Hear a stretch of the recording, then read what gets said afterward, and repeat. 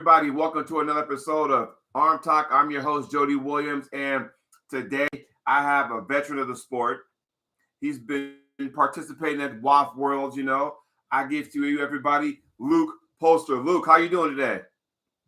Hey, I'm good, Jody. How are you doing? I'm doing pretty good. And before we went live on the air, we were talking about how you were getting ready for the taking place in November in Midvale, Utah. And you want to tell too much secret, what you've been working on to kind of, you say there's a new training method you want to work on, and you want to, find a daddy come to Brazil Cup. Yeah, without getting into, super specifics and boring people, but I have dedicated 2 days a week specifically just to hand and wrist. Right. When you train arm wrestling, you're obviously always training your hand and wrist to some degree. But I've decided that the way I was doing it was not getting me where I wanted, and so I'm trying something else. A lot of coaching from Bob Brown on ways to do it, and some conversations with Craig Tullier and Jamie Sheldon as well on some things. And I'm excited to see what it changes. I think I've got a really good hand in general until you get to the top level guys. Jamie Sheldon's still top rolling me. Corey Miller's still top rolling me. But if you're going to get top rolled by somebody, those are the guys to be top rolled by. Right. Like Bob and I were talking in the last 3 to 4 years, the only people that have cracked my wrist have been Jamie Sheldon, Devin Bear, Corey Miller, and Plum and Dimitrov. Right. Otherwise, I've been able to maintain my hook pretty well. But I want to get to where I can maintain it everywhere, or better yet, start top rolling as well. Right. I want to touch base on that. I always thought, and for me, I'm never going to be the strongest person in my weight class, right? So you have to go ahead and try to exploit other people's weaknesses for what you got. So for me, I have a better hand and wrist than I do a bicep, or my forearms are more, stronger than my biceps are. And I'm not, I always thought that, okay, well, if I have a decent, hand and wrist, why not make that, my strong point? Why not make that part of my style in arm wrestling? And so for some people, like, I got a big bicep, a legit hand, I'll let my bicep do the talking. The good thing about the sport, and I was talking to some of the guys that had 98% last night on their show, and I said, you know what? This sport gives us so many options because everyone's different, right? We're not androids. Like, you're going to have people with bigger hands, like a Alan Fisher, for example, or RVJ. You're going to have some people with bigger arms, like a Mike Aiello or a Michael Todd. So there's something for everyone. That means styles, hand lengths, hand thickness, width, what have you. There's always something for everybody. So you just got to find what works for you and go from there. Do you agree or disagree? Oh, absolutely. I have a little bit different philosophy. I do want to be the strongest guy in my class. Right. I do want the strongest arm when I run into somebody, and I think I'm getting there. I don't think I'm getting beat. Somebody might have a better hand than I do, which obviously is a form of being stronger. I also think that more often when that happens, I'm simply being out arm wrestled, which is okay too. That's another skill set to be able to work on. Right. One of my goals coming up is to find out just how good my hook is. I don't know that I know. If you look in that kind of that middleweight realm, most of the really top guys are top rollers. Right. Well, if a top roller opens me up, they're going to win. But on the other hand, if I, can contain that or set the hook, I'm probably going to win. So really, how good is my hook? I don't know. I'm not even 100% sure who to go after in that 176 to 190 weight range to find out. I'm thinking it's probably Eduardo Tiete. If I really want to test my hook, he's probably the guy to go after. And Most guys that know me and have been around me in the sport forever know that I'm not overly cocky or I don't talk shit. I think I beat Eduardo. Well, I tell you what, I saw him at the IFA in person at the IFA Worlds, and he was looking mighty dominant, like as always. But it was like, oh my, the stuff he was doing, it was blowing my mind, Yeah, absolutely. And I watched him at IFA too, and that's where I really got the idea that I'd like to pull him.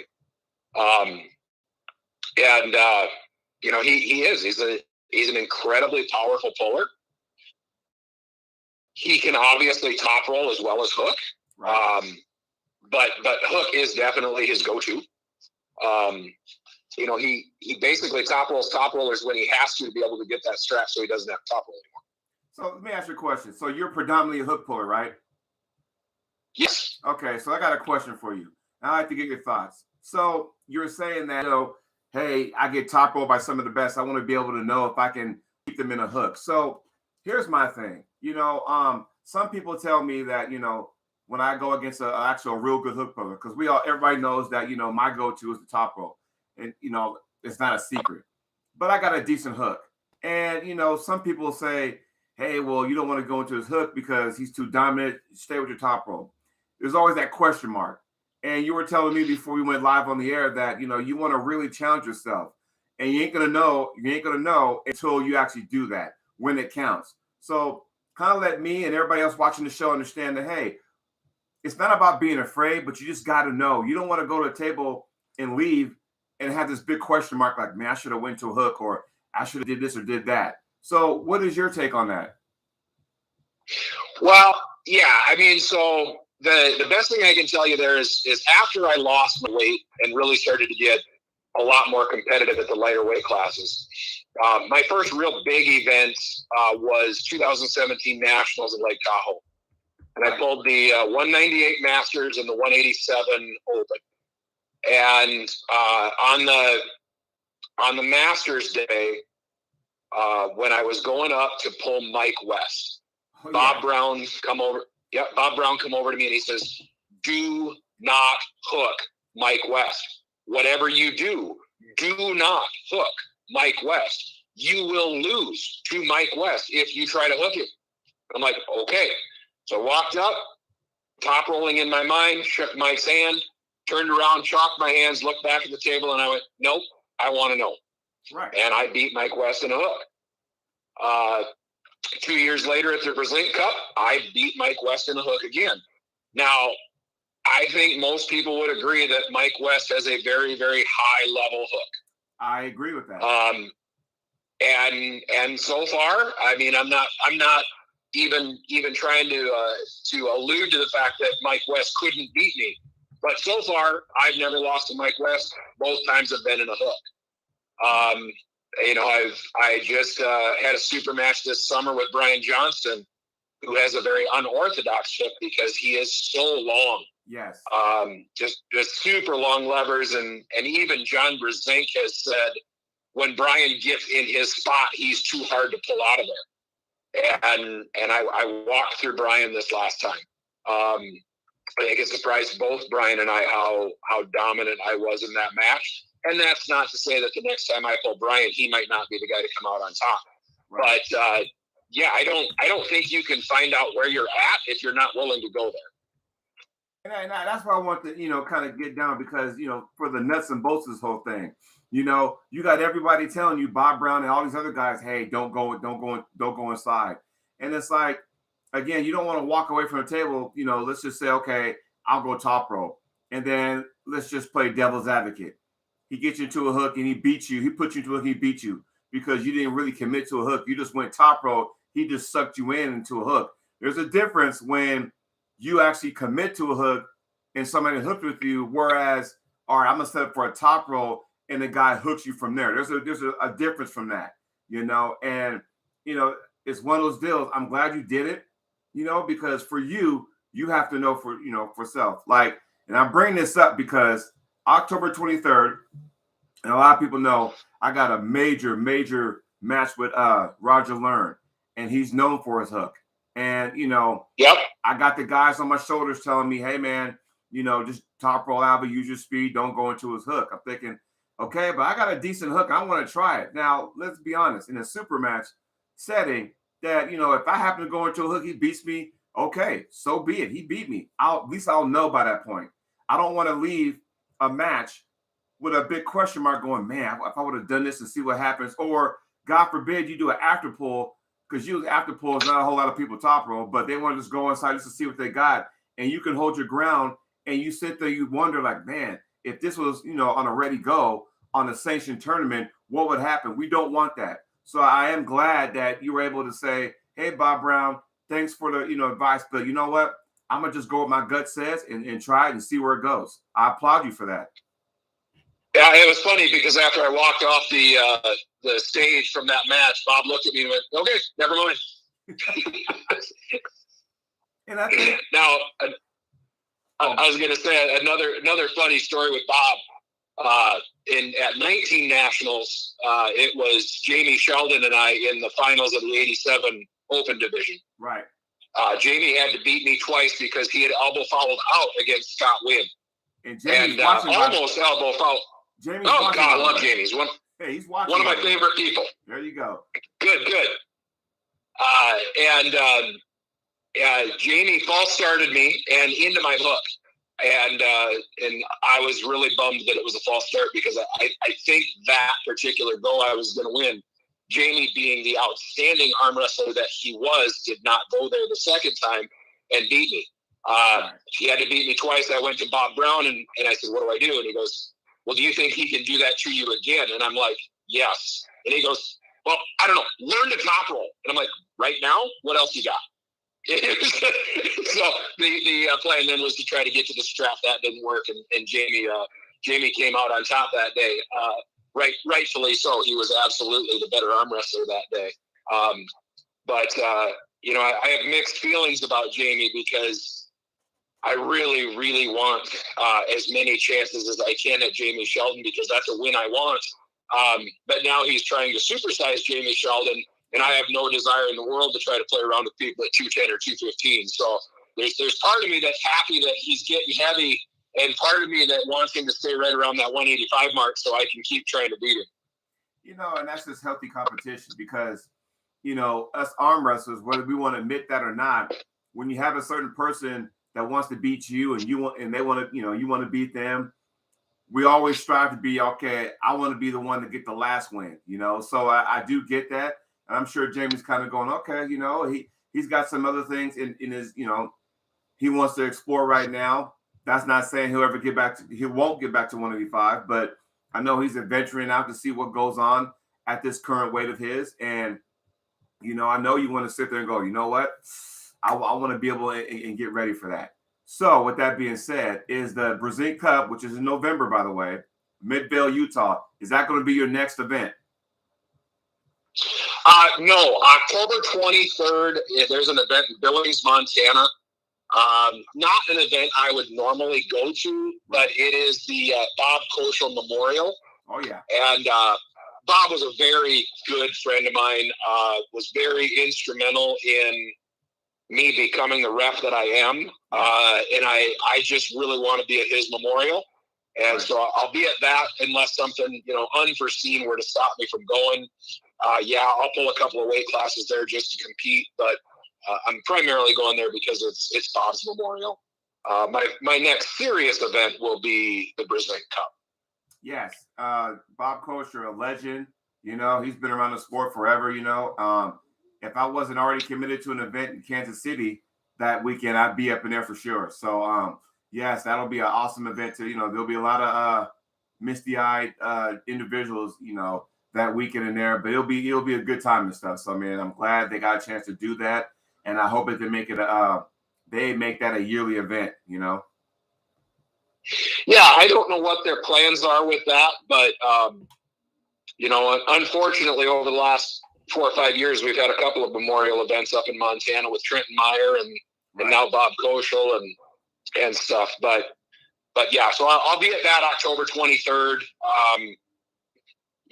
Hard to tell who will show up competition wise. I mean, Devin Bear can certainly be there. He's he's a threat to anybody under 200 pounds. Outside of that, Brian Johnson, I would expect will probably be there. But outside of those two, I don't know that there'll be, a whole lot of overly high-end competition. Right. But it'll be a fun little tournament regardless. Yeah, and I'm glad, it'll be like that. We have some comments in here. We got people on the show. We got Jamie Shelton. We got Robin Chandler. We have TT88 Show is in the house. And he says that he'll be 200 pounds, Luke. So he's throwing this. He has an emoji that puts his hands up in the air. So he says he needs that match again. So I'm trying to figure out who that is. But either or, I think you got some guys coming after you. And I think there's some guys that really want to pull you. And I'm sure you'll return the favor. So let's shift gears for a second. Now that the IFA Worlds is come and gone, and I know you're all about the it's Devin Bear. There you go. So I know you're a WAF guy, right? You've gone the worlds through the WAF organization. Your son has gone the worlds with the WAF organization. Now I don't want to sit there and make it a political thing, but what are your thoughts on the IFA now that it's come and gone? So I don't know that I would classify myself as a WAF guy, especially in today's climate with WAF. Yes, I have competed at WAF. I have not competed at IFA, and that has been on purpose, not because I have anything against IFA. Obviously, I have grown up in the sport with Leonard and Denise and support them in all their ventures, including IFA. I've not been willing to potentially be banned from WAF yet. Yeah. I'm not saying that that's not something that will change. I still think if you really want to go test yourself against the best in the world in a tournament format, that's WAF. Yeah. And I don't think anybody is really going to actually argue that either. Obviously the competition at IFA in Orlando was outstanding.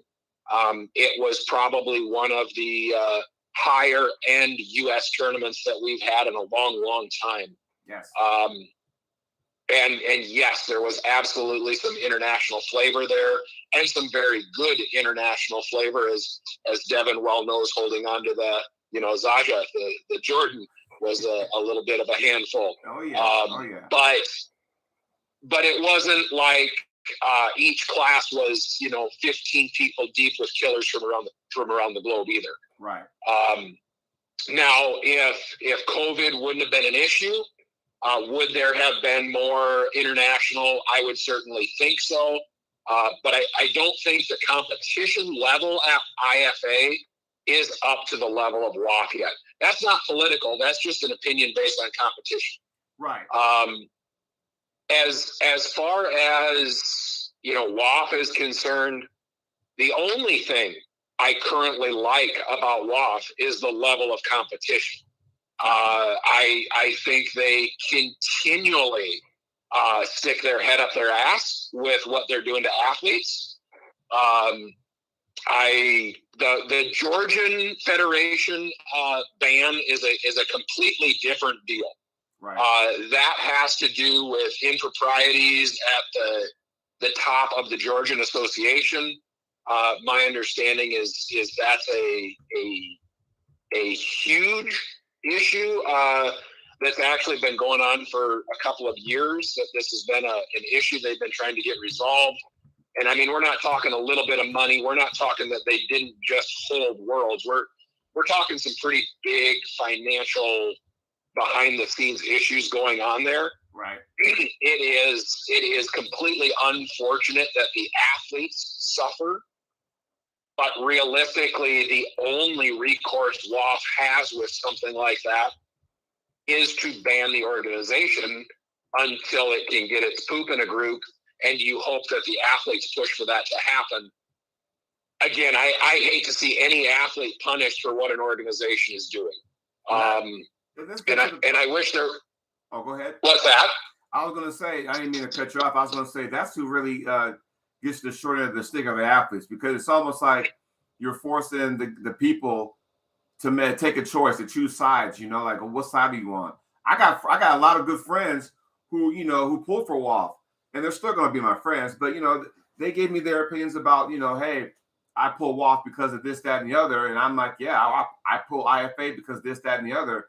And I understand what they're saying. I'm not a dummy. Like here's where I'm coming from with the IFA WAF deal. I know as far as the best of the best, WAF would check mark that list. Now that WAF has been canceled and now it's been reopened, okay, here we are. They changed everything, changed the date, changed the country, they changed everything.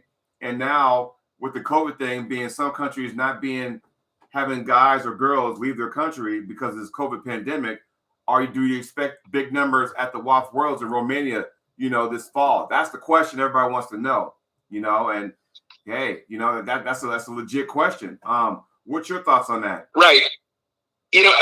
Obviously, I think there will be better numbers there than we had at IFA. But until the tournament goes, nobody's going to know. Right.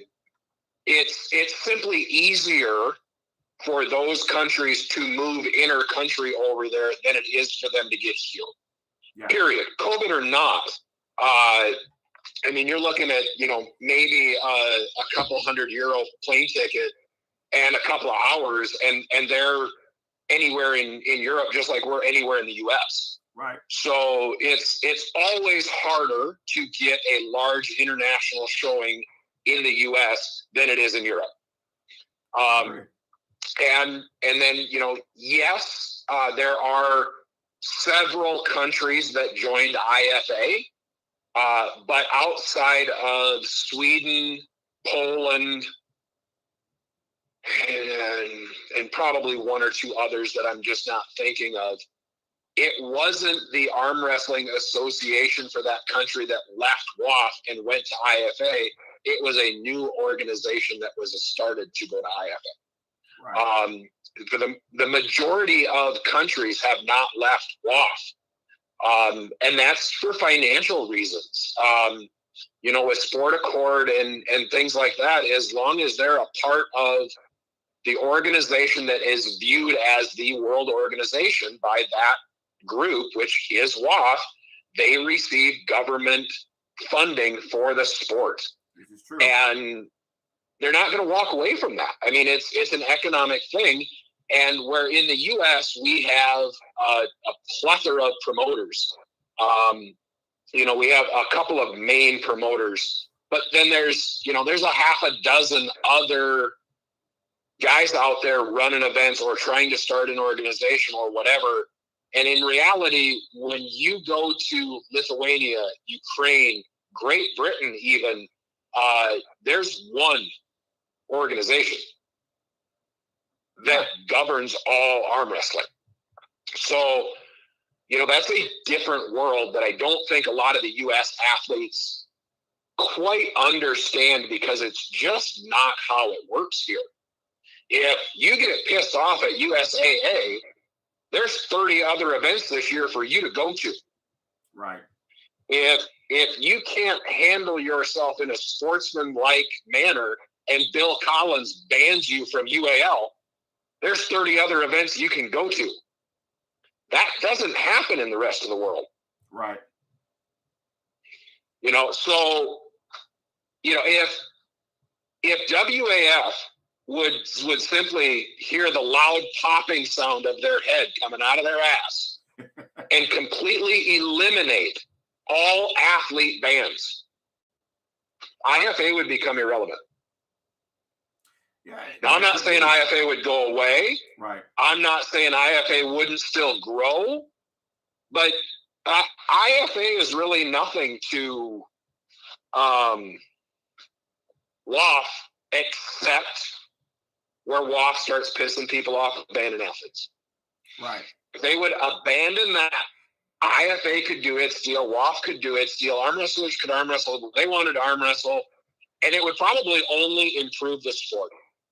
But our sport has a really bad habit of eating its own young in the States and outside of the States. It's just, for the political reasons at the world levels. Domestically, we do the same thing. Right. Promoters putting events on top of events on top of events. I mean, good grief, on October 23rd, I think there's 7 events in the U.S. Well, that's dumb. That's a huge weekend. You got the, Bob Pulscher Memorial. There's an event that weekend in Reno, Nevada. I'll be at the Fallen Heroes in Kansas City. Of course, in Virginia, you got the John Brzezinski versus Paul Lynn. So that's a huge weekend that day, October 23rd. It's going to be everywhere. And I get that people want to hold events. I get that they really couldn't hold a lot of events last year. Mm-hmm. But I also don't think we need to try to cram every event that couldn't get held last year into this year with all the other events for the year. Right. It doesn't make a lot of sense to me. I disagree with the opinion of, well, they're spread out across the country enough that it doesn't impact. Well, yeah, it does. It does impact, because when you have 5 or 6 or 7 events going on across the country, everybody has a relatively small turnout. And that makes it harder to be able to hold an event again. Now, is everything that's going on across the country going to hurt the Bob Pulscher Memorial event? Absolutely not. Right. Because the Bob Pulscher Memorial event was never going to be a big event. But does it hurt the Kansas City event? Absolutely it does. Because I'm someone that would have very possibly gone to the Kansas City event. Devin Bear, if he's at the Bob Pulscher Memorial, is somebody that very likely could have been at the Kansas City event. But Bob Pulscher was an important person in Devin's life. I'm guessing that he's probably going to be there for the same reasons that I am.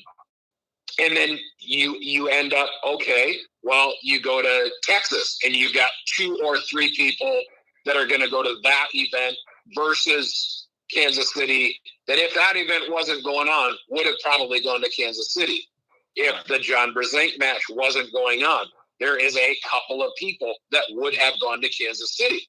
So when you get all said and done, Kansas City is short, 5 to 15 athletes that, of those, you got to figure half are probably pretty high level competition. It doesn't help to have that many things all going on in the same weekend. It just doesn't, in my opinion. As Leonard Harkless says, in my never to be humble opinion, that's how I feel about that. I love that we have a ton of events going on. I just wish we were spreading things out a little bit better as far as when they're held. And I know you got to be able to get a venue and you got to do this and you got to do that, but not every event has to be held either. Your point of view is that, it kind of waters things down. To put a bow tie on the WAF,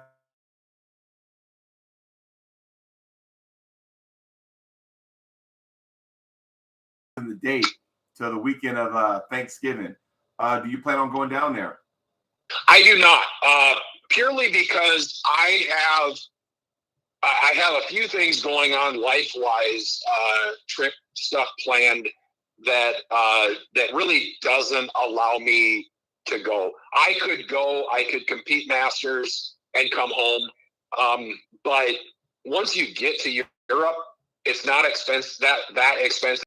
The expense going to Worlds is coming and going. Right. So to spend money to go there and stay for 3 days versus 10 and actually get to experience and enjoy the trip isn't worth it to me. Right.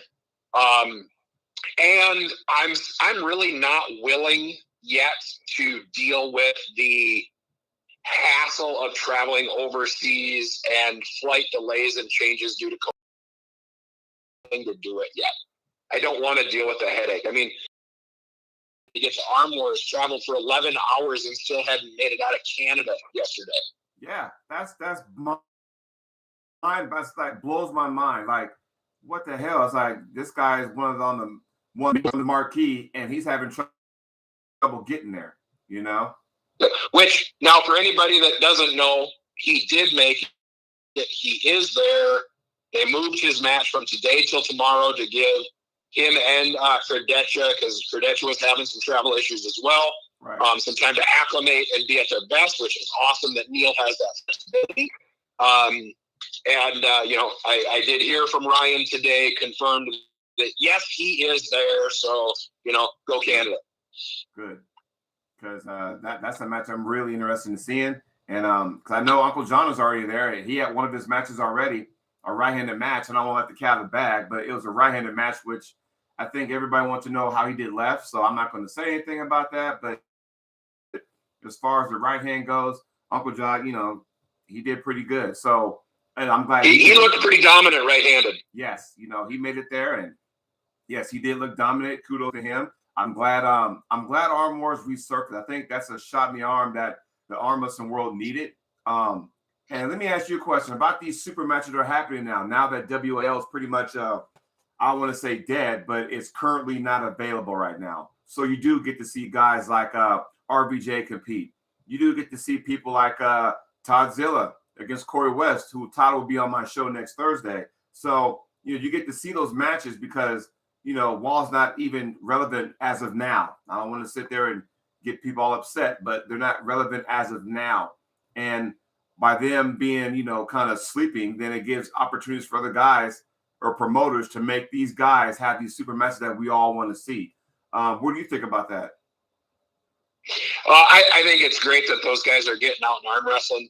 I would go one step further with the whole WAL thing. I don't know if they're going to come back or not. I hope they do. Right. I think WAL actually does good things for our sport from a visibility standpoint. Yeah. But the one, and this will really piss people off, but the one thing I really wish arm wrestlers in the U.S. would figure out is that WAL is 100% irrelevant to 80% of the arm wrestlers, if not more. WAL is important for about 15 athletes. Yeah. That's it. If you're in that circle, yes. There is no reason for any promoter to be running WAL rules. If you want to say that WAL has rules, right?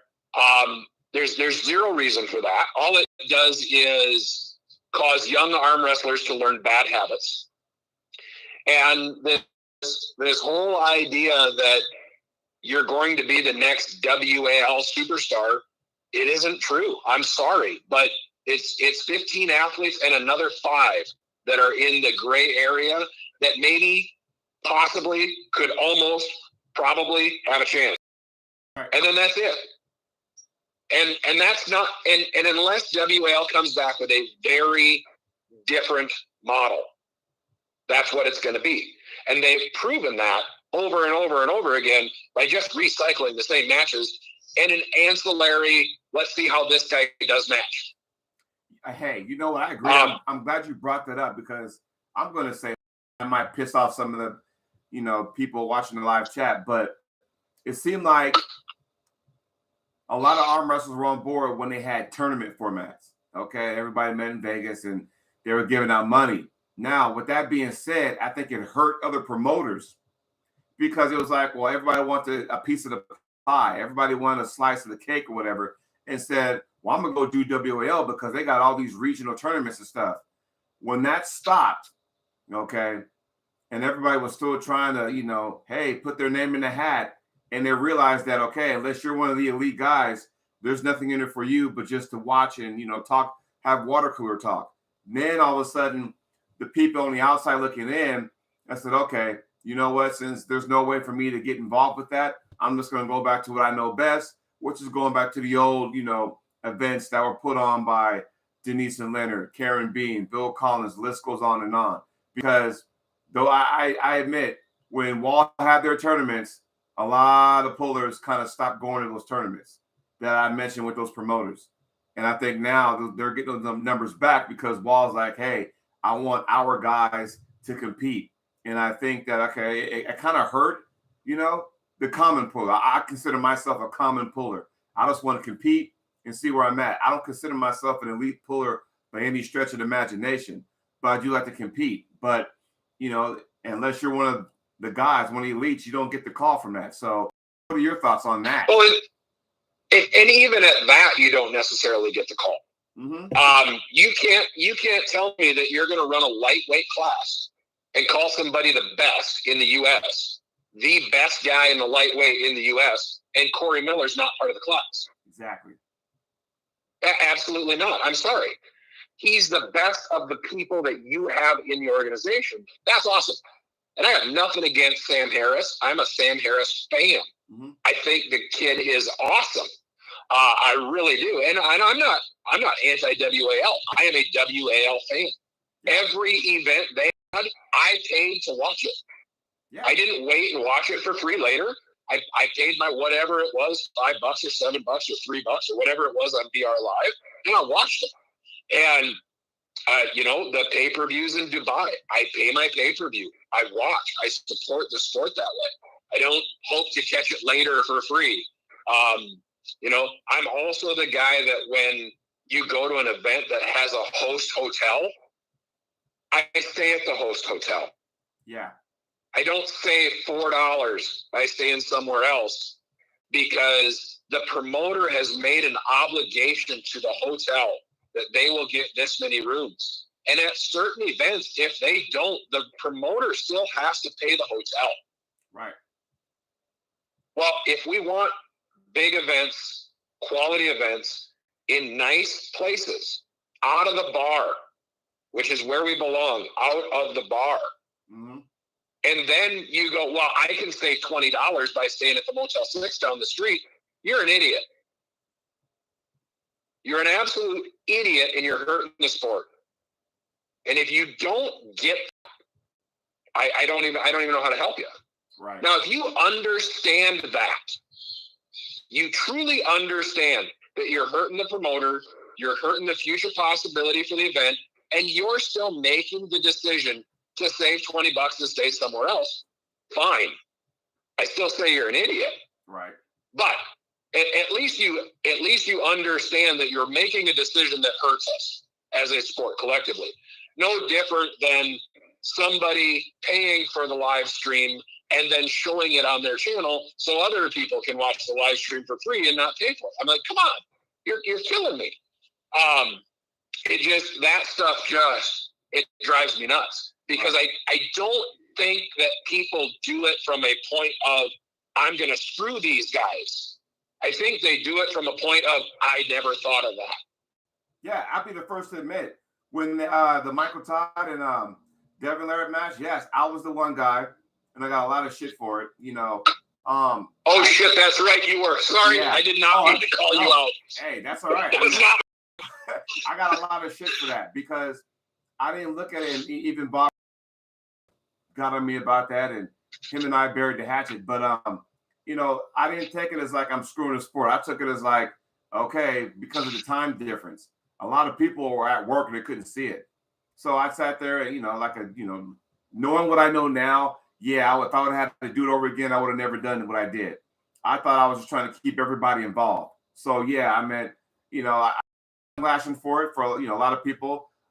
There's the other hat that said, hey, Jody, I'm glad you showed it. I wouldn't be able to stop, blah, blah, blah, blah. So, yeah, looking back at it now, I realized that was something I probably should have never done.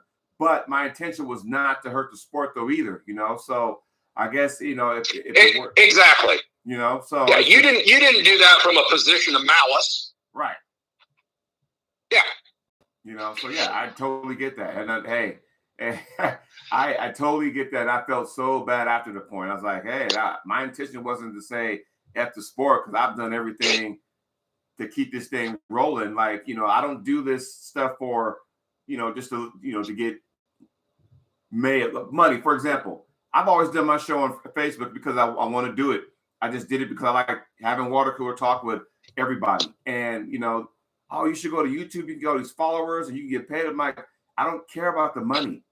But the one thing that got me to do this on YouTube was the fact that someone asked me, they said, hey, Jody, if I want to look back at one of your shows for one of your guests to see the show, do I have to scroll every single one of your posts you put on Facebook? And I sat there, I was like going, damn, you probably would. And it would take forever to get to it. So that's what made me say, okay, now it's time for me to go in transition and go to YouTube. That way they can say, look up, oh, Jody ArmTalk. Oh, okay, he had Luke on there. Boom, it's right there. Instead of scrolling every single post I put on Facebook. So from that standpoint, I get it. But you know, I'm not one of these guys that likes to use arm wrestling to make money. I got a 9-to-5 job that does that. Okay. If I happen to make money at it, then that's a bonus. Like I'm not one of these guys, I'm not calling people out because they know who they are, but I'm not one of these guys that's like, oh, hey, Joe, you want to come to my tournament? Oh, okay. Well, how much is first place? Oh, it's $300. Yeah, it doesn't pay for my trip. I'm not one of those guys because I look at that as like, ooh, it's a get out of, weekend trip. Cool, let's do it. That's how I look at things.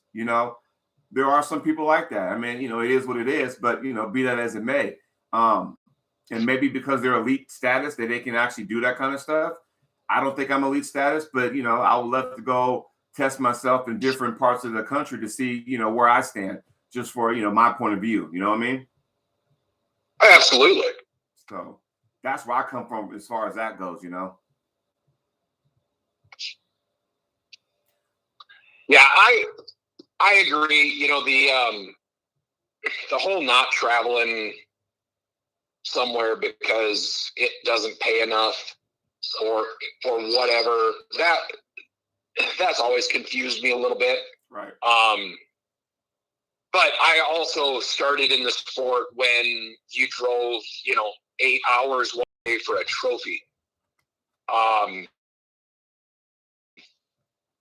Where if and I don't even necessarily think it's that prize money isn't high enough anymore because my event that I run in August, we give out $4,500. I mean, we're $350 for first place. Limited weight classes so we can pay out more. I typically have a super match or two that I put money into for the athletes and stuff. And the last year, 2020, because I was one of the few events that could run because South Dakota is still American. I had 140 entries. I had 7 states show up. I mean, Scott Wing came from California, Mike West and Harold Owens came from over there, and it was awesome. And then this year, still the same prize money, actually higher prize money this year than last year. And we're back to 50 entries. Right. But one, the sport is very saturated with events right now. But 2, when you look at my event every year and you look at who's winning, you've got AJ Henson, Corey Miller, Roman Gromov, Devin Bear. I think a lot of people look at that and go, I can't win first place, I'm not going to go.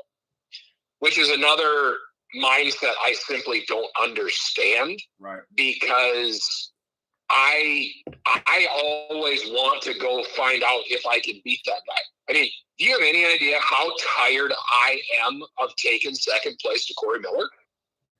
You and a lot of people too, I mean, Corey Miller is at almost every single event I go to. And Corey Miller is always first, and I am traditionally second to Corey. And I'm like, okay. But the simple fact is eventually I'll start getting wins on Corey because I pull him enough. And I want to know. I mean, good grief. I mean, it's been a decade ago, but I jumped up into the super heavyweight class one time to be able to pull Richard Lupke's. Right. It was not because I thought I had a chance in the world to beat Richard Lupke's, but you don't pass up an opportunity to pull that man. Oh, you know what? I'm glad you brought that up. When I first got into the sport in 2011, back when the Northeast Message Board was the thing, that's how you knew what tournaments were about. Every spring out in Oregon coast, the U.S. Open, Bill Collins would put on. And I remember 2012 like it was yesterday. We had AJ Henson. We had Chris Chandler. We had Tom Nelson. We're talking about some of the best of the best that will come out to Oregon just for that. And it wasn't about the payout. The payout was like, okay, cool. Let's all go drink beer or whatever. But it was who was going to be there. That's how people gauge themselves. Like, oh, well, who's going to be there? Oh, and the Banders will be there. Oh, okay. I'm from Nevada will be there. I'm thinking, maybe I should go ahead and Eric Wolf might be there. And then you start to think, and it's like going, oh, okay. If Corey Miller comes, he's bringing his guys from Wyoming. If Tom Nelson comes, he's bringing his guys from Northern California. You got the Washington guys. Of course, Oregon has to okay, all these guys are coming. I got to put my name in the hat. I think we got away from that. I'm not going to sit there and pinpoint a certain organization that actually kind of took away from all that. But what I'm saying is that I think us as pullers, we kind of got away from that. They were so, dollar signs in their eyes because you went to some event and it paid down to the top 8 that, okay, I'm going to do this from now on. I'm not going to any other tournament anymore. And it was like, okay, really? I mean, hell, the money was secondary at that point. Yeah, it was cool to win, but it was like, let me see how good I am against some of these big guys, like you said. If I went to a national and, hey, there's no payouts at nationals. If I went to a nationals in Reno, Nevada, and you see people like Jerry Caderet, Ryan Clark, Richard Buckley's, the list goes on, then hell, I might as well go ahead and let's see what happens. I think we kind of got away from that, and I think slowly but surely we're getting back to that, We are. The other thing that helps and hurts the sport is rankings. Mm-hmm. I love the fact that we've got Chance Shaw and his group doing rankings, and we've got Arn Fighter and that group doing rankings. Right. And so please, any of those guys that are part of those groups, I know a couple of them. I don't know who is in those groups. So please understand that when I say what I'm going to say, I love what you guys do, and I have no desire to try to do what you guys do. Keep doing it. Right. But it's such an arbitrary thing because there is no good way to do rankings in our sport. There just isn't. So they do the best they can, and they take a ton of flack for it. Yeah. And bless them for even trying. But then you end up with guys on the list that, well, I'm not going to go to that event because what if I lose to the wrong person and my ranking goes down? Well, okay, I like to be ranked as well as the next guy does, but it doesn't do anything. I mean, right. it doesn't all of a sudden mean that I make a living off of arm wrestling if I move to number 1 rank. It's just, it's a pride thing. It's an ego thing. It's a great list to look at and look above your name and go, I want to go after that guy. But if a guy below that list is on me and somebody below me or not even on the list wants a match with me and it works into my schedule, I'll pull him. Right. If that means I fall off the rankings because I lose, okay, nobody's going to take my birthday away. Still going to make my paycheck at the end of the month. It's kind of like when somebody says, "Oh, I'm offended." Awesome, be offended. It doesn't do anything. There's pros and go cons sit over there and be offended. Who the hell cares? Right. There's pros and cons to this ranking thing. And in my personal opinion, I talked about this last night on the 98% show. So here are the pros. When I sit there, like when I go to Kansas City, October 23rd, there's because I'm ranked number 13, North American rankings, left hand 242, right? So when I go to Kansas City, there are 2 guys who are going to have a super match for a belt, for a top rope belt. Rush Schrader, Bolson. Why do I think that's a major match to me? Is because those guys are top 10 in the same weight class I am in the left-handed in the hook ranking. So I know for a fact I'm looking like that. Like, yes, I'm looking at that. Okay, I want to test for myself once these guys go from that to the actual tournament, because then I want to test myself. Okay, and another thing, the downfall with the rankings is that you have this. Let's just say somebody's ranked number 15, and they say, "Hey, I want to challenge the guy who's ranked number 7," and number 7 says, "Yeah, that's a good suggestion, but I don't think you're on my level right now." So there's strike 1. In the same breath, in the same matter, that number 7 guy that turned down 15 wants to go after the number 1 guy. And the number 1 guy says, "Nah, you're not on my level yet. Maybe, when you get better." So basically, we're all chasing each other's tail, right? And it's for that higher guy to say yes, But like you said, because they look at that going, okay, I'm top 10. I want to stay there as long as I can. So if I say no to this guy and that guy, only accept, challenges for guys above me, that's how they stay relevant. That's the downfall to this, ranking system, I think, in my opinion. I can't give a crap because even Roger Learn, who's ranked number 20 right now in the hook rankings, said if he beats me, it's more important to him than if I were to beat him because of that ranking difference, And I said, hey, it is what it is, because nobody that pulls long enough in this sport is going to win every single match. Some way, somehow, you will take a loss, and that's just the way it is. Your thoughts on that? Oh, absolutely. And I'll go even a little further than that. So let's say I challenge you left-handed to a match. Right. I am nowhere near your level left-handed. I mean, it would be absolutely asinine for me to challenge you left-handed. Right. And you could very easily go, you're not at my level. Why would I do that? The other side of that, if in hell I'm going to beat you left-handed, why would you not? Exactly. You know, you have nothing to lose. Right. You know, and I shouldn't say you have nothing to lose. If I happen to get lucky and beat you, then the whole world goes, oh my God, Jody must not be as good as he thought. But the likelihood that that's going to happen, if you're legitimately the number 7 guy and I'm legitimately the number 15 guy, I shouldn't beat you. Right. So you shouldn't mind pulling me because you shouldn't mind winning. Exactly. That's the whole point. Don't think you can beat me, then you probably shouldn't be ranked number 7. Exactly. And I'll put another thing out. You know who Jerome Loud is, right? I do. Out of Georgia. Stud guy. The guy I pulled out of Brazil, just the guy has so much side pressure, strong hands. I couldn't do anything with him. I took second to him in the Masters at Worlds. And he mowed through everybody. But for some reason, Jerome Loud put him down like it was nothing. Jerome Loud out of Georgia, not the country, but the state of Georgia. He took 2 gold medals at the IFA World Championships. But guess what? Because he didn't pull anybody that was in his 220 ranking, it doesn't mean a damn thing. And that's unfortunate, you know, because for the rankings, you have to pull somebody that was in your weight class. And because Jerome's a 220 guy, but yet he had to pull the 231 class at IFA, none of that's relevant, which is kind of unfair because I'm thinking, okay, if you win the world title left and right, shouldn't that boost you up in the rankings? But from what I heard from Chance, because he did not pull anybody rankings at Worlds, doesn't matter. World champion doesn't matter. There's another bad thing. There's another con about that, you know? Right. And then that goes to the, you know, that level of difficulty that it really is to try to figure out how to do rankings. And, you know, and I've talked to Chance about rankings and stuff and you know, asked why I was ranked where I was and why I wasn't maybe ranked higher because I was curious. It was a bitch and I was curious. And his question to me was, well, who on that list have you beat? And I said, that's a great question, but I would ask you this. Who on that list has beat me? There you go. Because outside of Corey Miller, Devin Bear, and Jamie Sheldon, there wasn't anybody on that list that had beat me. So, but that doesn't mean that I'm going to beat the guys. It just means that the same argument can be both ways. Yeah.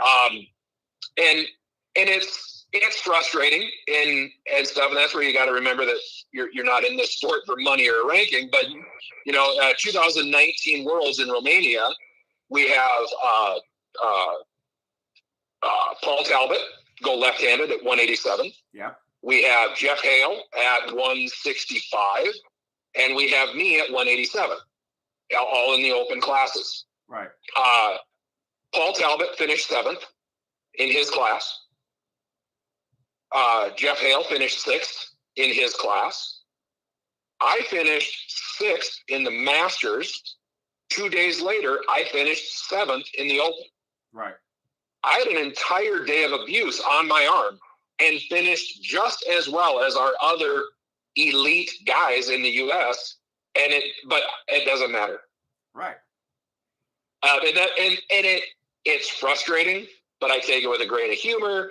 And, you know, I see Justin Greenspoon in here. So he thinks some guys avoid certain matches because of styles. Right. And I 100% agree with him. My point or argument to that would be that if, and I'm going to pick on Justin because he made the comment, and I know Justin really well. He's a friend, so he knows I'm not actually picking on him, I hope. If Justin says, well, I don't want that match because if he gets me in the hook, I'm going to lose and I'm a top roller, well, then you're probably not that good at top roller. Right. If you can't beat that style, well, are you really that good?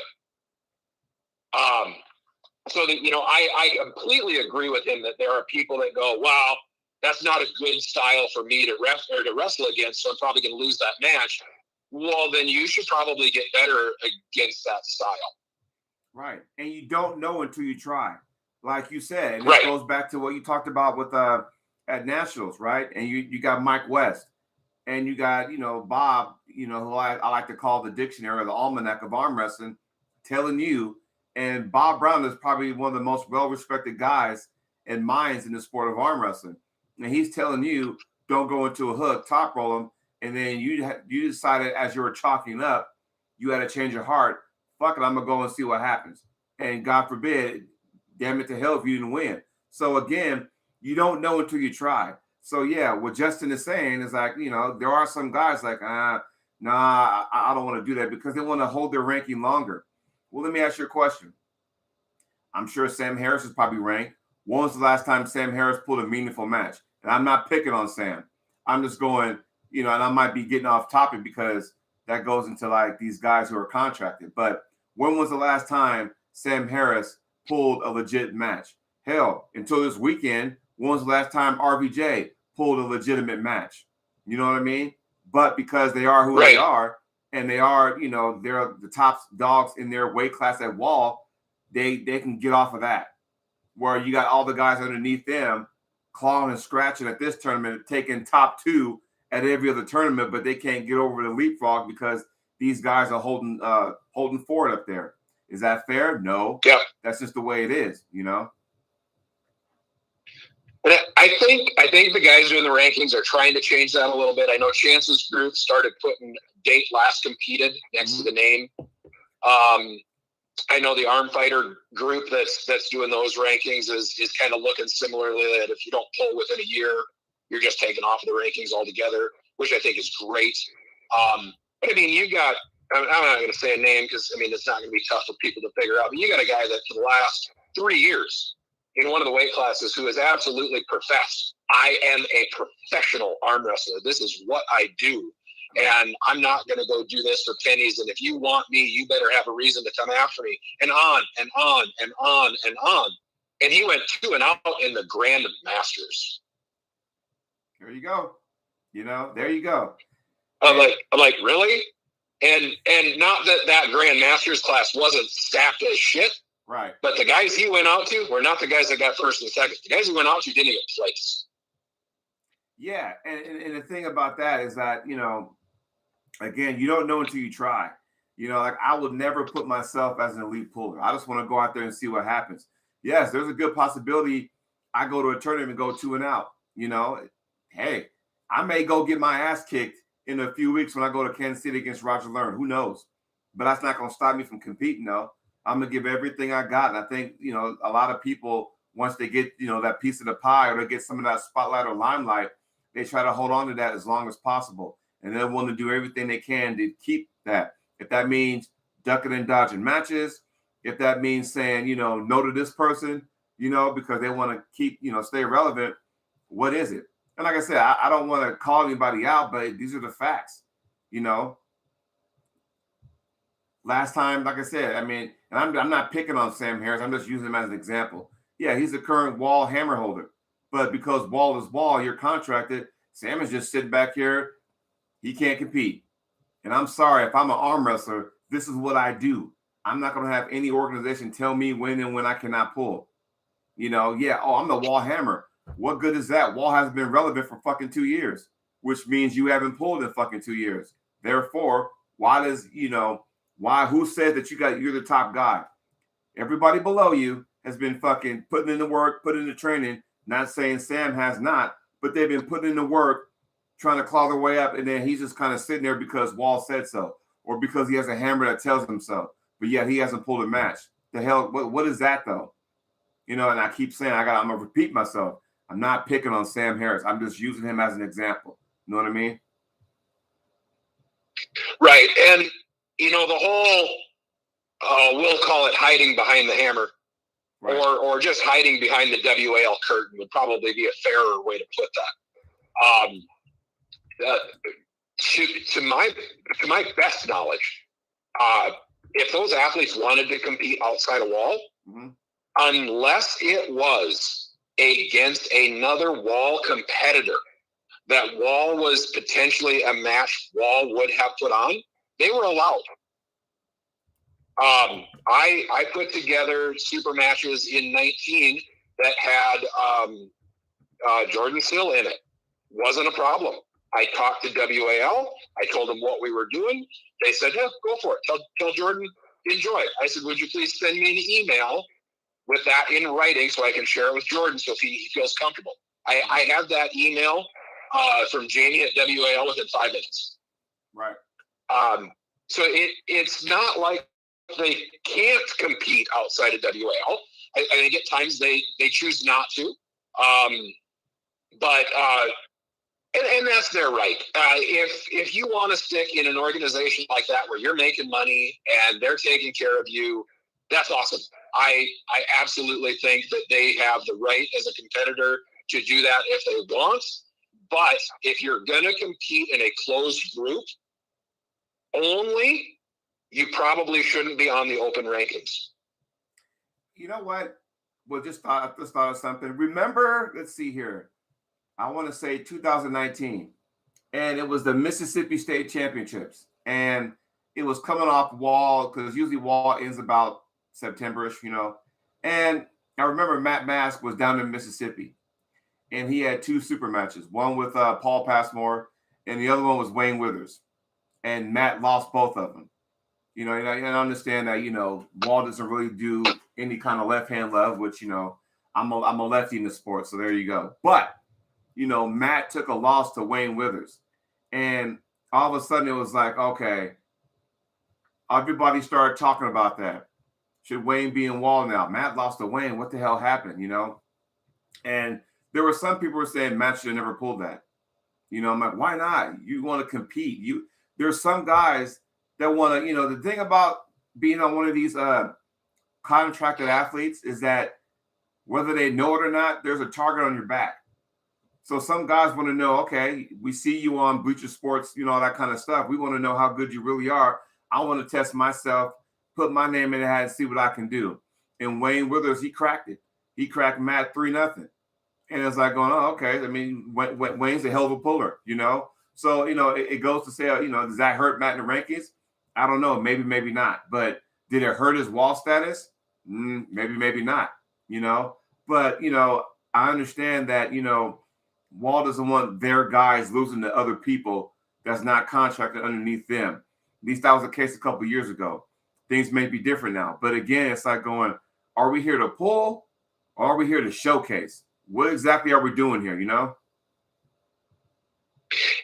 I agree with you. And again, I would just simply say that for those athletes that are good enough or lucky enough or whatever enough to be in a closed organization like that, where they're legitimately making money from arm wrestling at this point.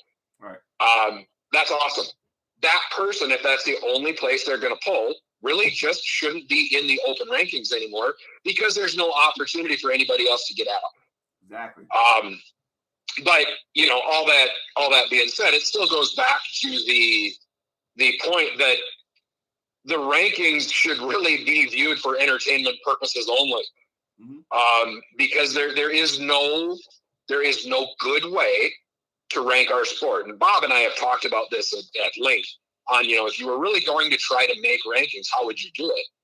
And you'd really truly have to take the top, say, 10 guys and put them in a position of where you ran a month-long round robin.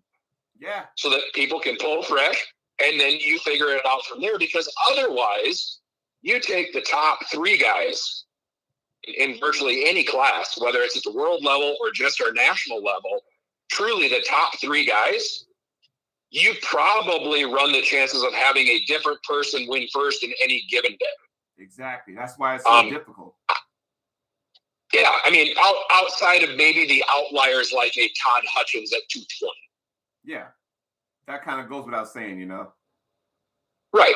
But yeah, so I mean, I think in general, especially with there being so many young athletes coming into the sport, which is awesome, the sooner they can realize that they're going to become better arm wrestlers simply by arm wrestling as much as they possibly can, win or lose, and stop worrying about chasing the fame.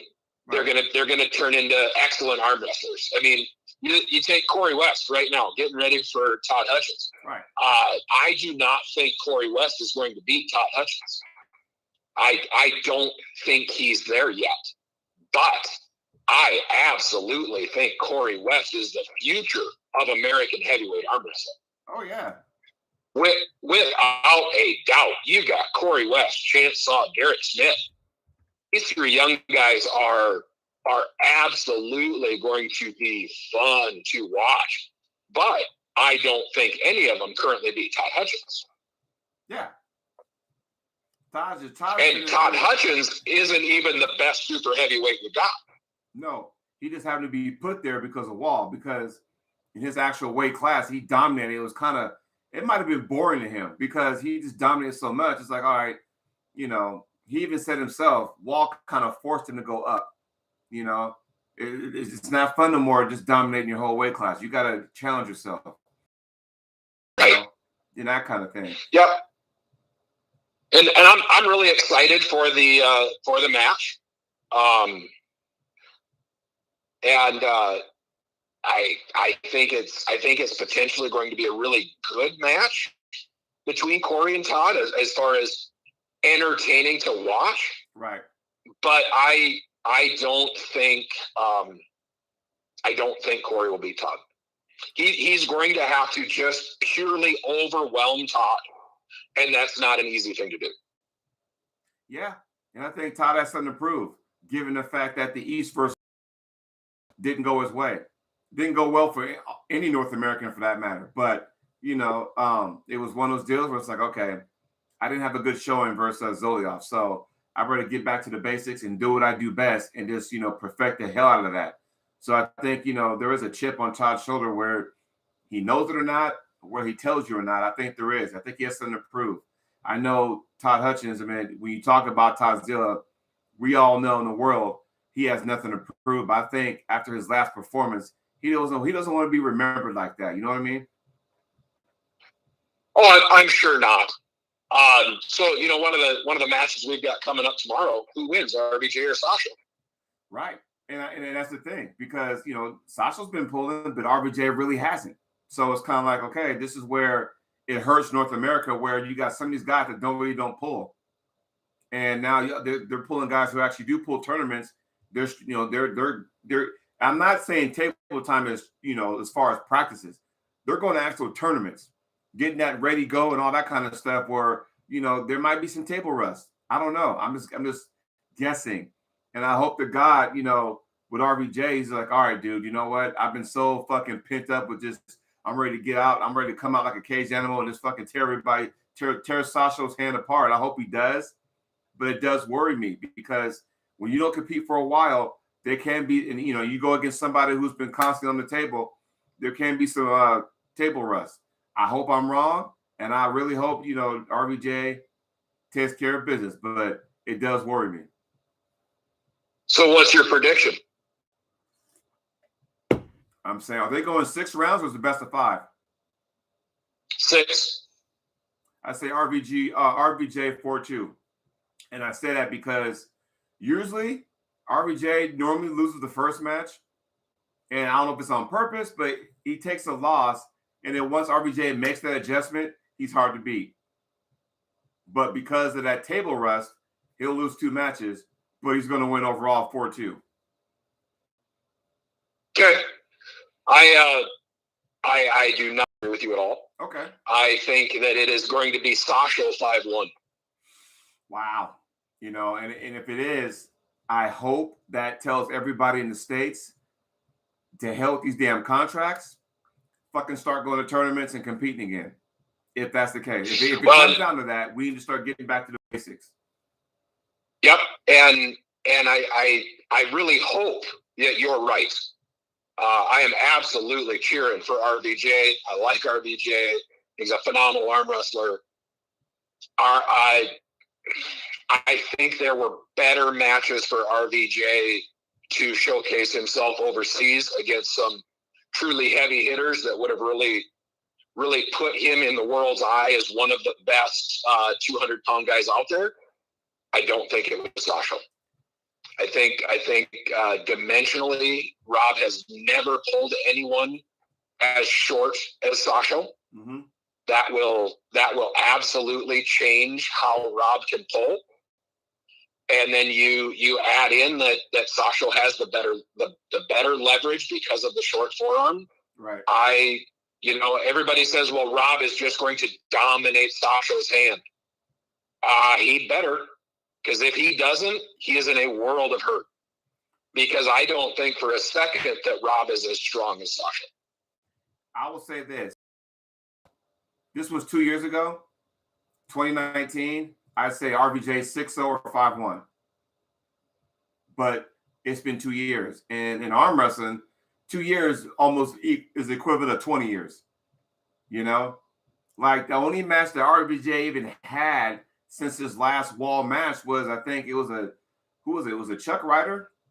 He pulled for $1,000. That's when they had that match in, out in the parking lot of some place. Everybody had their mask on, everything. That's when COVID really kicked in, but it was outside, and they pulled for like a grand or whatever. And RBJ beat him 3-0. But that has been the only legit one that I can remember RBJ pulling it.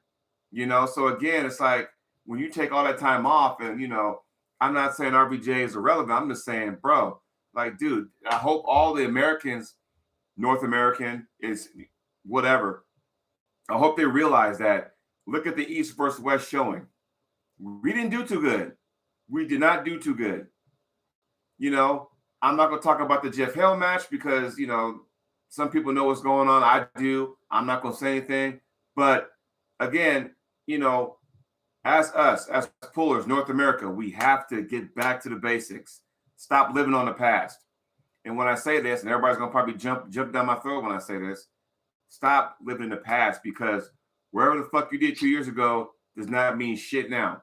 It's the Janet Jackson song, "What Have You Done For Me Lately?" That's what it all comes down to, Right. And, I don't want anybody that listens to this to misunderstand. I do not have anything but incredible respect for RBJ and his talent. Right. And I think he is an incredible arm wrestler, naturally gifted.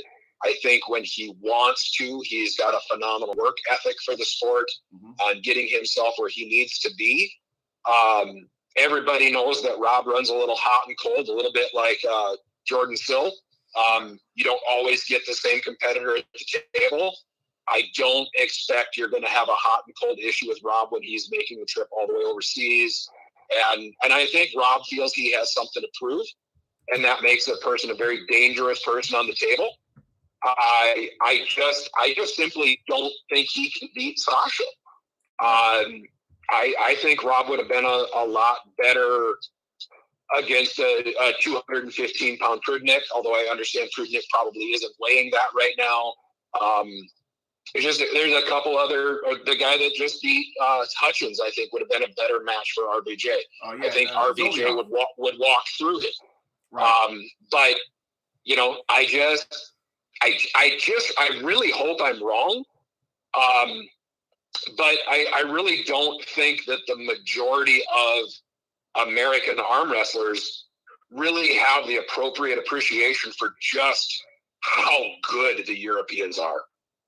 And you'll get the whole, well, yeah, they supplement better than we do and blah, blah, blah. They work harder than we do.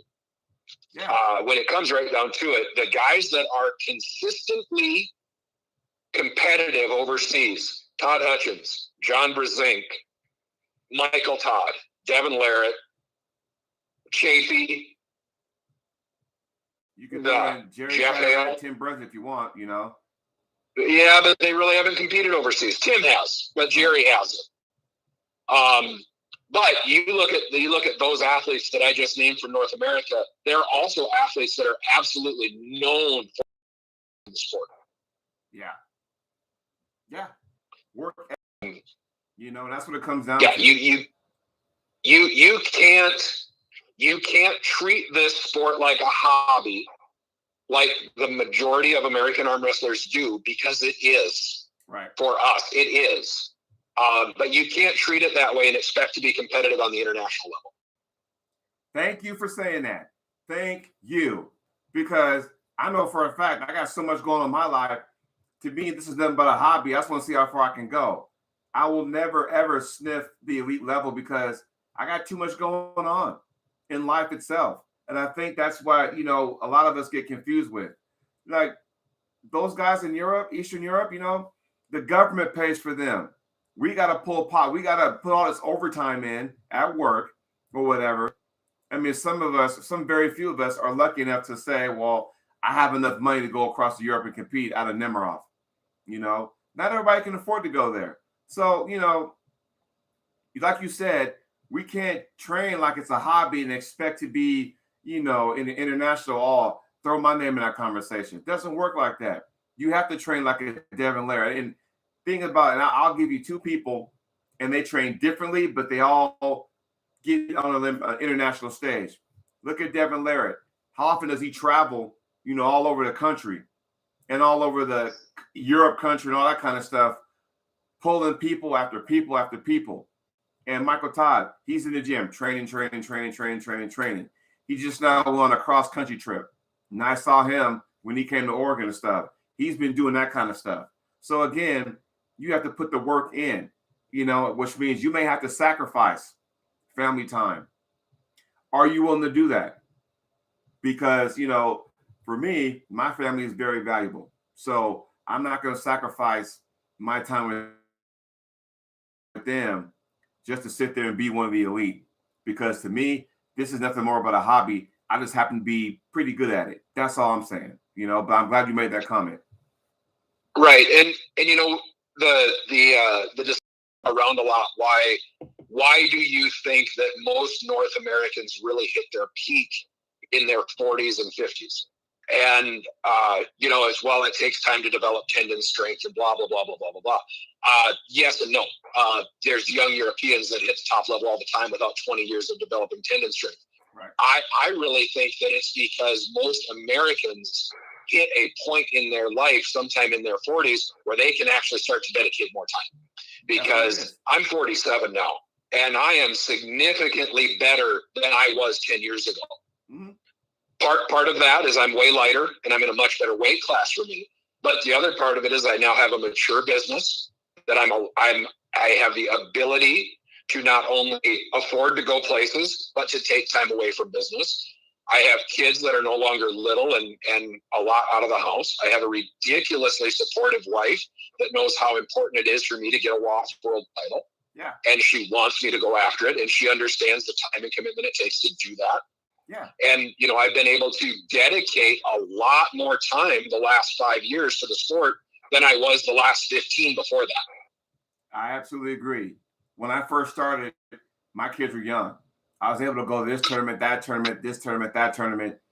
As they got older, then they started getting into sports. Then my attention turned to their sports. Whether I was coaching them or I was constantly on the road, travel basketball, doing football, all that kind of stuff. So I had to peel back and taper back my training and my tournaments. Now, guess what? I got 2 kids in college. One's about to graduate this year. My oldest son, he's in his second year of college. So now that kind of gives me time to kind of, you know, compete more and be able to travel to Texas, Oklahoma, Florida, Ohio, Missouri later this month. So it gives me an opportunity to do that. So yeah, I'm not like the Eastern Europeans. You know, I'm not saying they don't value their family, but they're cut from a different cloth. You know, that's what I'm trying to say. Well, I mean, they can legitimately make a living out of it, which is one. Right. It's an opportunity to pull themselves out of poverty, which is amazing that they have that potential. I mean, my very first Worlds was in 2000 in Finland. Wyatt was not even a year old. Right. My second Worlds was in 2017. Yeah. And Wyatt was there with me. Well, it wasn't because I didn't want to arm wrestle for 17 years or that I didn't. It's that I had a family to raise. I had a business to build. I just, that's what takes priority in America. Exactly. Because of how our culture is structured. It's not that, myself or you or Jamie Sheldon wouldn't like to be training purely for arm wrestling because we could make a living at it. I think we'd all jump at that opportunity. It's just not a realistic opportunity in the United States. Right. It isn't, and only very few can make money at this on a consistent level. I'm not one of them. Right. I love my job. I'm in my career right now working with juveniles. So that's where I'm at right now. I just happen, like I said, any Saturday when me and my team get together, that 2.5 hours is just strictly arm wrestling, and that's it. Once it's all said and done, the rest of the guys on our team, we're family men. We go to our families, spend the weekend with them. That's what it's all. That's what it is. Which is why it's weird, because how many people in their arm wrestling practice happen at 10 o'clock in the morning locally? We train at 10 a.m. And I know that's kind of like, damn, why so early? It's because we want to make sure we get our fix in of arm wrestling, practice and whatnot. And then by the time we're done, it's 12:30 in the afternoon. We got the rest of Saturday and we got Sunday to spend time with our families. That's why we do what we do at that point, Now, you're in charge of any workouts between Saturday and the next Saturday. That's all you. But when we get together, then it's like, okay, let's go ahead and get after it. Let's talk shop. Let's talk about upcoming tournaments. Let's talk about maybe a big practice we got coming up. That's what it all comes down to, But when it's all said and done, all right, man, we'll talk to you guys. We have a group chat. We talk, throughout the week, but we only get together once a week and we make the most of it. And that's what we do. I mean, the greatest arm wrestler ever didn't make his living from arm wrestling from the United States. Mm-hmm. John had and has a 9-to-5. Yeah. He's a blue collar working man, who was certainly blessed in the sport, but had unbelievably devoted work ethic to the sport when it mattered. Right. And and talk about exciting to see him getting back involved in the sport, not just pulling, but yeah, I'm sure you've watched his YouTube channel. Yeah. He went profitable in like a week. He's got viewers all over. Right. And he's awful. But it's John. It's pure John. There's no showmanship there. There's no whatever. It's John, and people appreciate that and stuff. But Jamie just said Devin is going live within the hour with big arm wrestling news. So it'd be awesome if that was a date for the Levon Devin match sometime in the spring, is what I hope that is. I may have to find out what's going on there, but I always make the joke. Absolutely. I always make the joke that people like John Brzezinski and Devin Larratt can get, only those two can pull off getting 7 point, maybe Michael Todd, they can get 7.5 thousand viewers for them just mowing their lawn. Right. I mean, Devin gets 1,500 viewers just by eating lunch. Yeah. I have to have somebody with me to get the views that I need to equal them. Where they can just sit there. I'm walking to my mailbox to get in the mail. Bam, 50,000 viewers right there. Because they are who they are. And I get all that, so. But yeah, it's exciting. But hey, is there anything else you want to talk shop about? Now that Jamie dropped the Devin, hey, he's going to announce a big announcement. So. Yeah, the one thing that I want to touch on, and really why I wanted to come back on your show, was, as we've been talking about professionalism in the sport and everything else. Yeah.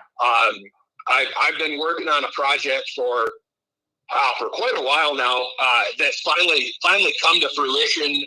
It's out there, it's live, and that's armrefs.com. Yes. ARMREFS.com. It is just an open source for sourcing quality referees across the country.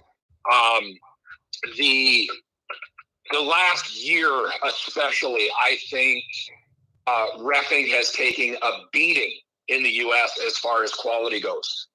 And I don't think that that's fair to the majority of the referees out there. I think it's very fair to the person that gets pulled out of the crowd and asked to ref. I think it's very fair of the guy that refs once a year, but there are a number of quality referees across the United States, and it's been a thought of mine for quite a while of how do you make this viable for a promoter to easily find a referee in their area, because I get there's expense involved. When I go somewhere, I fly out of Rapid City, South Dakota, and as far as flying somewhere, it sucks because my flights are expensive. Right. I don't have an opportunity for cheap flights. So for somebody to bring me into ref, it's going to cost a little more than somebody else, just purely because of where I've got to travel from. Right. And I get that doesn't always fit into a promoter's budget. But promoters need to understand that doesn't mean that they have to forfeit good referees. There are a lot of quality referees out there. So Simon Barachoa and Serena had no idea how to do a website. I mean, we're talking zero idea. Right. You watch John on his YouTube fumble with technology, better with his technology than where I started with a website. Right. But Simon said when I was sharing my idea with him, and he said, "Well, what's stopping you?" I said, "I don't know how to build a website, and I don't know who to ask." And he says, "Oh, me and Serena do them. We'll help." And boom, 24 hours later, we went live, and it was awesome. A lot of help from Leonard Harkless in identifying refs around the country that are certified through USAA. Bill Collins has been very helpful with ideas and referees that he's certified. Keith Michelle has been wonderful, bouncing ideas off of and saying, "Hey, we need to have this. We need to have this." Keith Michelle has been wonderful, bouncing ideas off of and saying, "Hey, we need to have this. We need to have this. What are you really trying to accomplish? This is what I'm trying to accomplish." And now, I should know this for sure, but I don't see referees on the site now. Oh, nice. With name, location.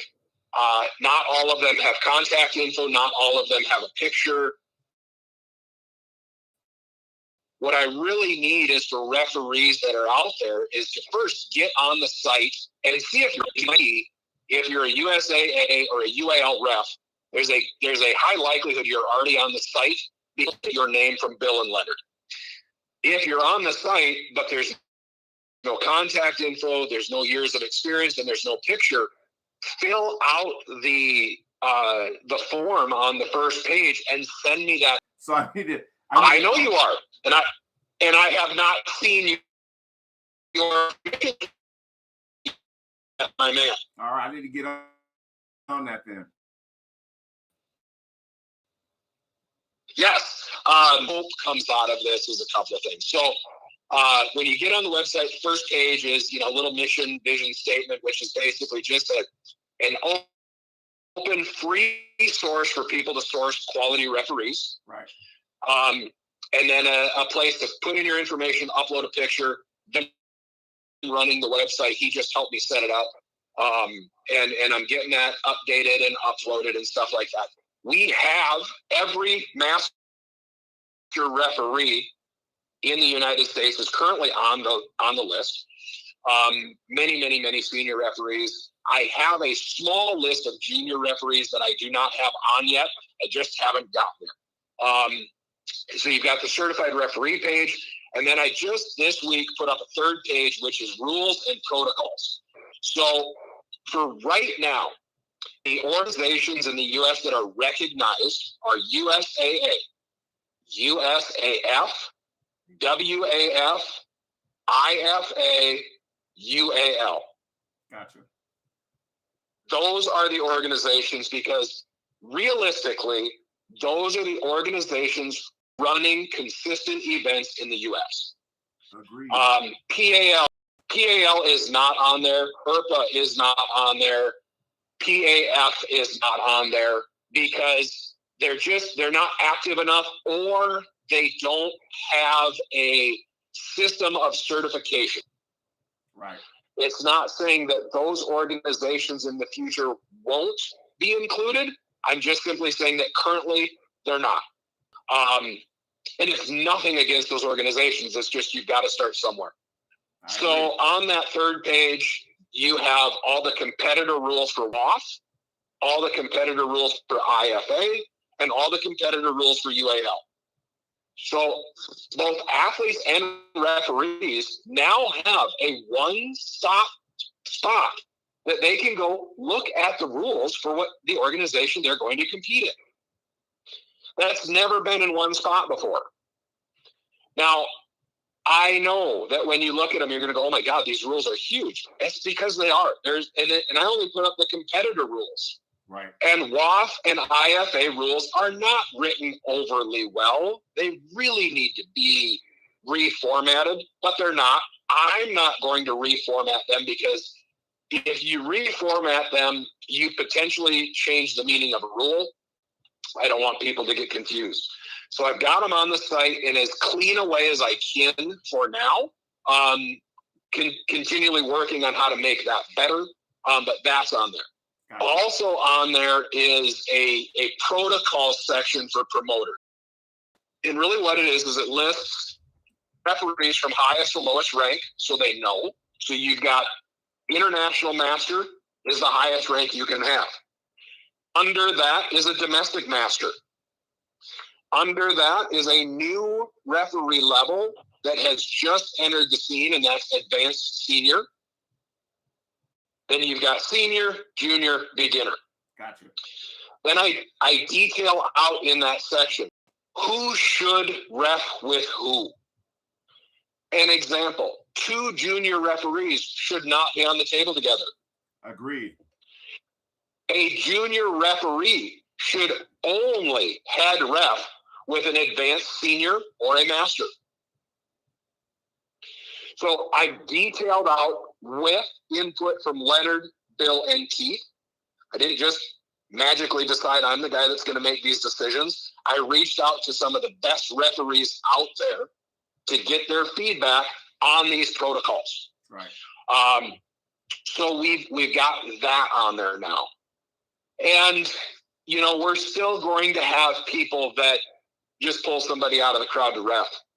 But I'm hoping over time, as more athletes know that this is out there, that they're going to start demanding from promoters that they bring in quality referees. Yes, because without a ref, there's no tournament. Well, you can have a tournament without a ref, but you don't have a very good one. Yeah. And you just have to, you have to understand that there's a cost benefit to having quality referees at your event. If you have the best awards out there and a nice venue, right, and your refereeing is shit, people are not going to continue to come back. If you have the second best awards out there and a great venue and quality refereeing, people will be back year after year after year after year. Right. And people have to understand not any ref gets everything right all the time. We all make mistakes. It happens. It's a very hard sport to ref well, and it takes a lot of time. Coming in the future, we hope to have info on there where to go to get certified, where to test, where to go to a clinic. It also says on there who can run clinics and certify people and stuff. So if you have an event and you'd really like to have a referee seminar as part of your event, mm-hmm. you can go onto the site and find a referee that's qualified to give you a seminar and get that person there. There is zero monetary involvement in this from anywhere. It does not cost you a dime to be certified referee on the site. It does not cost a promoter a dime to use the site.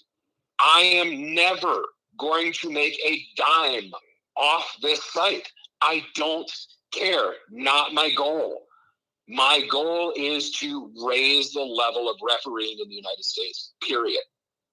It's important. And we do that first by letting people know who are refs, who is certified, what's their year's experience. Now, one thing that we're also working on, I've been working on with Leonard and Bill, is before this website existed, and I'm going to pick on you because you're on screen and you know I'm not picking on you. Right. You're out there reffing. You're a USAA certified senior referee. You have been for 10 years. And you know what? Your reffing is kind of shitty. You've not really been doing a very good job. You've gotten lazy at the table, whatever the case might be. Historically, what would happen is Leonard would just stop using you. Right. Well, now you're on my website. You're on the website as a USAA senior referee. You're now a reflection of USAA. There needs to be a protocol for referees that are not maintaining a level. And we're working on that, whether it's, okay, I get some complaints about you. I review the complaints. I make the decision that it's not just an arm wrestler whining, but that, you looked a little not great on the table. I'm going to call you up. I'm going to have a conversation with you. Hey, Jody, this is what I'm seeing. Right. Here's how to work on that, blah, blah, blah. It comes up again. I get more complaints. I watch more video. I happen to be at an event with you. Now you're going to get a letter. The letter's going to say, Jody, we've talked about this. You've not improved. You need to improve. A third time, the letter's going to say, Jody, until you have the opportunity to attend a referee seminar and retest, you are now a junior referee in the eyes of USAA. That then gets notified to me so I can change it on the website. I like that. The thing as a ref, though, if you're getting talked to, though, just like an athlete, I want to review my super matches to see what I did wrong. Shouldn't the ref do the same thing about his performance on the table also? The good refs do. Yeah, okay. I just want to make sure. I mean, the refs should be doing that too, not just the pullers, but the referees should be also doing that. That way, because like I said, when you make a decision in real time and then you go back and look, as pullers, we kind of go, oh man, that probably wasn't a parallel pin. But you have to look as a referee too, go back and go, oh, okay, that was a parallel pin. Whether, sometimes camera, I put a post up there yesterday, and it was a match I had, and from the camera aspect, it looked like it wasn't a pin. But from the referee standpoint, he was a little bit lower. He saw my fingers break the plane. So, it's one of those judgment calls. It's the umpire making the call at first base. Is he out or not? It's one of those deals. But yeah, I encourage referees, if you get one of those letters, okay, time to go back to the drawing board. Let me see where I made my mistake, and then try to fix it. So that way you don't get a second email or a third email, or you get dropped down a level. You know what I mean? Right. Yep. There needs to be some accountability to professionalism, and it needs to be consistent across organizations. We don't have a finite system in place yet, but we have very good dialogue between organizations and myself of a potential protocol to use, right, that organizations will use universally. If you're going to test for a UAL certification, you're going to do slightly different rules in reffing than if you're doing an IFA or WAL. Right. But realistically, testing protocols should be universal the way it's done. Currently, they are. USAF, USAA, UAL all use the same basic protocol in testing referees for a certification. There's a written exam. There is a practical exam. Everybody does that. You vary it to the rules that you are working with, and so on. So that's in place. It's not necessarily formalized, but it's there. And then referees need to understand, and athletes need to understand, it takes time. It's not just knowing the rules. It takes time. I've been reffing for probably 18 years. Right. And I was blessed that I started reffing with Leonard. And he didn't let me head ref a match with him for 4 years. Yeah. I downsided only. Then it was I could head ref with him or Keith or Bob Koschel. No one else. Right. And then I progressed from there until I finally tested at WAF, got my international master. But, I mean, and I fully understand that not every referee is blessed to learn refereeing from 4 master referees. I learned from Keith Michelle, Leonard Harkless, Bob Koschel, and Gary Waddles at the time, Denise's husband, who was a WAF master referee.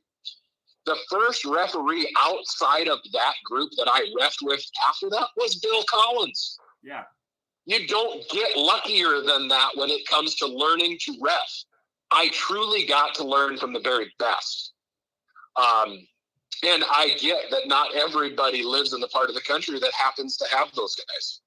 Yeah. But it doesn't mean that you can't put the time in, get to those places. And ultimately what I would like to see is where we have some people in the U.S. that are dedicated to simply being referees. You have that in Europe. You have very high quality referees that are not really competitors. Yeah, I think once my competitive days are kind of coming to an end, I'm gonna just shift full time to being a referee. Because I got into sport late in life. I got into sport at 35. I'm now 45.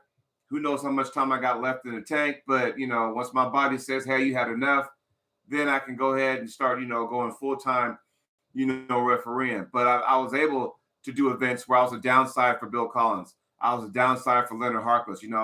I'm very fortunate, that when I'm at a tournament, I'm competing, but I'm already out for the day. That they say, "Hey, Jody, you want to help me down ref?" I'm like, "Yeah," because they know I'm a certified, downside ref. So that is a bonus for me to sit there. Okay, if I'm done for the day, if you need me to help down ref, I can do that. I am certified. So I mean, I do feel very fortunate, from that standpoint.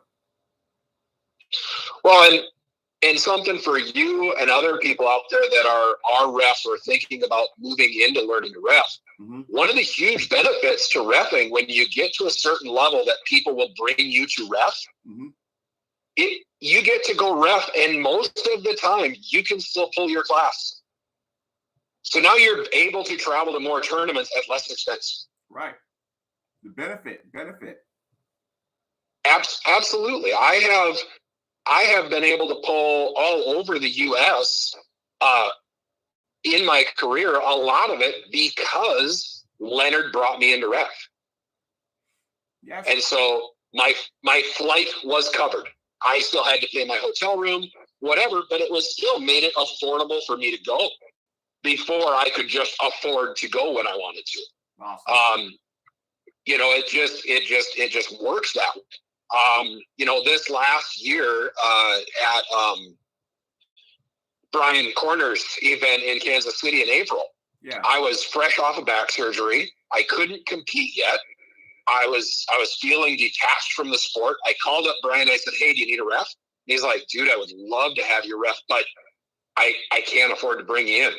I'm like, "I tell you what, I'll come anyway." He's like, "What? I'll come ref." Okay. I paid my flight, my hotel, and everything to go ref. And yes, Brian compensated me a little bit at the end of the tournament because they had a good showing. Mm-hmm. But I didn't expect it. I didn't ask for it. But I needed to be back on the table reffing, back in the sport, because I had too much time off with injury, and I just needed to be back. So I went ref. Mm-hmm. And that only helps me later for reffing. There you go. That's what it's all about, man. And I'm glad you were able to bring that onto the show. And I know Uncle. Oh, go ahead. Yeah, and I know Uncle. As you say, I know Uncle John listens to you too. Listens to your stuff. Hopefully, he'll listen to this when he's flying home or whatever. Uncle John, any of the other guys doing the YouTube stuff, I would love to get on your show and talk about arm rest as well. I just want everybody to know it's out there. Yes. So any promotion of arm rests, and again, all we're promoting is a higher level of professional reffing in the U.S., Canada too. We've got several Canadian refs that have wanted to be on the site, and I'm more than happy to include them. I mean, one of the very first people to send a submission in was Rick Pickney. Well, you don't get much more credibility of something good than Rick Pickney saying, "Yeah, I want on your site." So absolutely one of the top refs. Because Justin Green wants to get certified come January by Bill Collins. So tell the viewers out there who are interested how they can find that information out. What's the website? The website is armrefs.com. That's ARMREFS.com. ArmRefs. There you go. And like I said, it's open to anyone that is certified. You can be on the site. Yes, we are doing our due diligence. So Jody, I happen to already know you're certified, but if you were to send in a submission and say, I am a UAL senior referee, and I don't know that to be true, I call Bill. Right. Bill, is Jody a UAL senior referee? Bill says, hell no, you ain't getting on the site. Or he says, absolutely he is. Right. Boom, you're credentialed. So we are also checking. We're not just taking somebody's word for it. Right. Tim Talmadge was on here earlier, and he sent his submission in, and he had on there WAF senior, and I was like, God, I didn't know he'd ever been to a WAF, so I asked him, and he's like, oh no, wait, I guess not. So right. So we do check. We make sure that the certifications are right. Nice. Well, Brian, it's been awesome. We've been on here for an hour and 46 minutes. That is an awesome good grief water cooler talk right there, man, my friend. And I can't wait to see what Devin has on his, he's about to go on live in about 15 minutes or so. So I can't wait to find out what he has going on. But Luke, I do want to say thank you for joining me on the show. It was good to have you on there. We talked about a lot of stuff, and I like that. Yeah, I really appreciate you bringing me on and letting me talk about arm refs, and I always enjoy visiting with you anyway. So good. Keep training hard and do good things in Kansas City when you go. Yes, sir. Thank you very much, and we'll keep in touch. All right. Thanks, Jody. Take care, man. Have a good weekend. Yep. Okay. You too. Thank you. Bye. Yep. That was Luke Pulscher. Awesome guy. Again, check out the website, armrefs.com. I do believe that, refs are kind of forgotten because we're all about the pullers and all that kind of stuff and the venues and the money prizes. And without good refs, what's a tournament, right? So, again, check it out. Hey, everybody, thank you for joining me on the show. We've been on the show for an hour and 48 minutes. I know Devin has a big announcement, so I'm going to go ahead and cut this right now so we can find out what the big announcement is. I don't know if it's him versus LeVon, King of the Table 2. I don't know. I'm just guessing. So let's go check that out on his channel coming up soon. As always, thank you for joining me. See you when I see you. We'll talk to y'all soon.